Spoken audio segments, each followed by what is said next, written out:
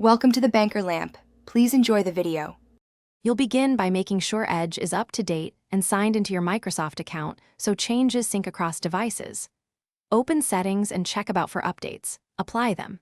Next, pick which profile you'll customize, work or personal, and choose a startup option like Continue where you left off or Open specific pages.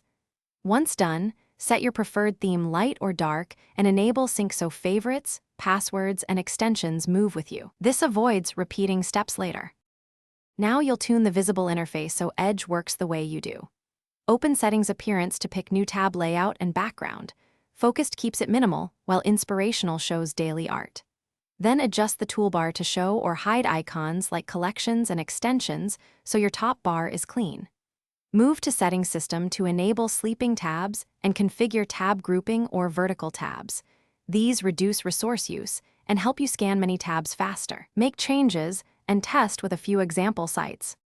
Finish by locking down privacy and adding functionality. In Settings Privacy, choose a tracking prevention level. Balanced is a good trade-off between privacy and site compatibility. Strict blocks more but may break some pages. Next, add extensions from the Microsoft Store only and review each extension's permissions to avoid overreach. Once satisfied, Confirm Sync is active so settings and extensions back up. If something breaks, clear cache. Disable extensions to isolate the culprit, or use Reset Settings as a last resort to restore working defaults. Thanks for watching. If this was helpful, leave a like and consider subscribing. See you next time.